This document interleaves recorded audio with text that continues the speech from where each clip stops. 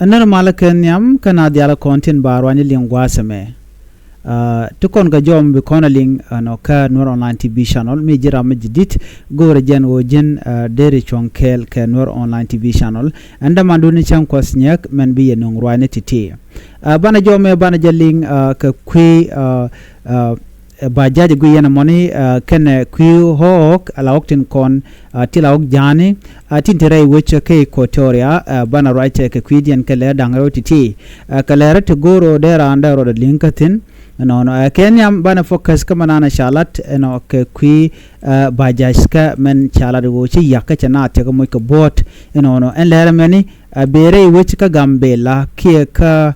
Nuer zone no bana jome bana jalinkel. Please go no jen bi channel bi nywana ko ken me jira majidit ka jo shalat gwa se me chalat wonene ci police ni tintere which ka gambella ken police tin kontin tere which no kan Nuer zone no chikala ren wonene te ka bajaj miti yak bajaj mo wa yaka kan Nuer zone no wajen bajaj jena kalare wede ka joko jen gwada dan en weri mo weje jekten wa gwada mo wajen reide wa kabane tishop ko badak ngayene gwano bajaj mena jenen bajaj dane dang badak dar ka long wala shaka de long dew jen wo shaka de long bajaj der tikane dang dok niamde ne dang dok reide ka ger la ne ngwan dum do to mi ka local area la ja wa doen ka long la ne tin wala kene ko tin so ne me jaga bajaj ko der tiak no dum do men chala do badana ye ka jagwa same no wajen jenda kala ka wude ke jakaw ka jo dana sha kwene keni to konti la police ni ka do brani ka lat keje shalat no en bajaj mo mandan en yaka wajen de go jenwo baye ne do ko jen tega wa chero do yake cho penere jol ka jen jale ke spin mi dire long dinen gwasmen go jen te ka twake gwada dana cho tin eno ka jo dana shalat gwasme Ramadan en la jiko wareda police commander ki mela deputy inspector wun michal ka jong main tapal wacha jo me che jala wonena jani en bajaj yeka gwada dan en teke joko no chelaro cha nei dang bakel cha mo ka bot no kane dangro wata te ka bot did long radian ko nas ka badak radian gwada dan en yeka tin no wani rite cha ga nan kanyene nyang primary hospital kan Nuer zone ko ba bot ken ba ka nyok mu wa ka gujen winami chala de ngode do badan yak je en bajaj ngode wa ka me kwaje investigate en wo ngume de bajaj ka ja yak no do bane man ngak long gwasame changna ngoda kan lade bajaj de je yak ka kwiger ka ko kan geerten kon la ger ka bajaj la kan ger long ka pet ka do bane do jaga so na me ajen dong wi ken wo dong de bajaj de jako be jago na ke be yak ci kamen shalinga no reide te kane ti shop ka badak reide badak dia na ger na me bone mo na ka tok cha jam da kano de ne dang badak de te re bajai ka ne dog jo karam kel niam akani te kontin cha la no dong de te ka bajai lo ma de ndial de ka ne ngwan du no ne ngwan ko ken cha nyogo lam tin ke cha matin bu kula ne ti chop ko badak o ken kap ko no rodien ki nyur ka rodien dong la rama nyur bor ngak na bram din nyur bor ngak dong je do badan en ku ka rodien transport ke je me jaga ko to bu bajai point ba no dong bo yak mane dien o ne driver ken te konti la gear la ken ger long ka pet no ken te konti la gear bajai la ken ger ka pet namba dar bajai der jako jen be yak jo me chalat ka do badan en chirek che to ga je re wichin winimi na me de yenaling ka jo nyam no me be rol bun ban ledo dien ende kon lingwas me ban jeling ler ban lingwas me ban right no ke kwi janatin konente ka hok te cha tuk re wich ka Uganda kuma Uganda ka tam chala do ken shiga we re wich no ka makwi ka ikuɔtɛriaa bana man chala da ken gwasme bana jeling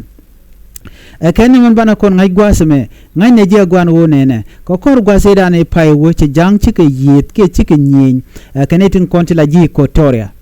no ne me amungi kon diale me cho lat ka gwase dan me shika won ki ikuɔtɛriaa chuto ko no chi ji ikuɔtɛriaa ga jugo no jana chine ya go da weda ena mo chereng mudi cheje no ngane ka gwase dan no ena meni te to ko di ci ji ikuɔtɛriaa ka jogo dana shalat wa shikani din kontila ji murleni wa chikan ka jogo no te ka okya gwatame ngayenen wo murleni nokan okolong ka do be dana shalat ka je nokan okolong eno ka wa shugu chuben eno ka changro dien chukan jang jukan yo mak eno ka jang to wa jen kan bor ka jogo dana shalat eno shunere ti wa shukurm di to ka shwa nakne tungwan ka shwa ka nang hok tungwan ba ka ta ye dana shi jang cha ka mat tok kume dungi ikuɔtɛriaa ken murleni ala ngwan murleni ken ngwan ji ikuɔtɛriaa ken te kon te chu jang chu kan ka mak ka chu kan ka nak gwade dane tikatin ka jowun cha kulat gwasame mugurno dong de yenaling eno alla jang ti tlat try kon ka kwidien tene wa kan te ka hokti chop ke kina dang dech no according to Makwi authorities alani de konti la jukume ka Makwi ke ikuɔtɛriaa winimi wane ti di jen kan Northern Uganda do ba jen kan ka je awakan chika tene ka run dang wan ka Northern Uganda gwan mo chika no ken chikan ka wutin kan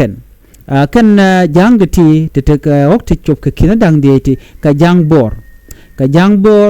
kene de konan chi chup ka dor mishal ke melijo ko kor runa dangwan ti ka janga ja ka Northern Uganda no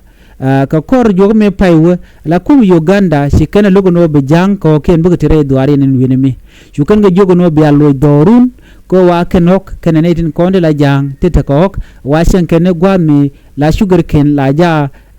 piet keten la sugar ken plantation dor mishal ka tiak sub county metek dor mishal ka Amuru district kan Northern Uganda chuji Uganda mat pinye no shine yagor wojo wakun ka loje dorun ka South Sudan chuban ka South Sudan entame wachi ka pat no ka ikuɔtɛriaa jen me cha kulu jogo no yen chaba pat gwasme bia dil jen bia wonne dorun bor kiye ka jongle jen do badan en cha larke no bika wen winemi ngane je gwano chiji ikuɔtɛriaa chikana gorno de kan jang de kan ga nogo de ka te re dwa dan tikitin ko jang mu chika pat chala do kan chicken jen la kan chwaten winam an wanamone do be jen ka medan kan jang akwi kore ko ne shodi lat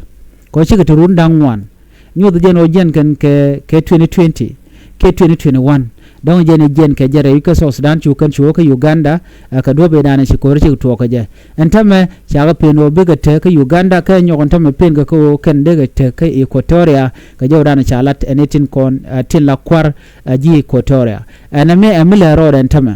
no ka jo mashallah chala do gor ka kuma sa Sudan ro be ke interfetin ke borodin matin ko be jang bolo ne dorien ka bor gwada dan be ketin ka walokane ka jo dan chalat alo muto kon tame dong da chene ka do be dan shi jang chi nyin ga je kam dien ka ji ikuɔtɛriaa dong nyande ro de nyoko muto ro den tame dindo chala do bajala da mat atela kurum muto oktin benediti ala dinka bor buga lo jok buga wona dorien ka jongle state ajin do dan chalat ke je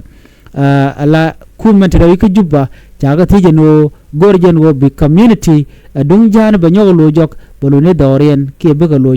ni ka ne ka jongle ka do dan chalat ke je jen jow dan en gore en de nyaga yekel en ban nyoje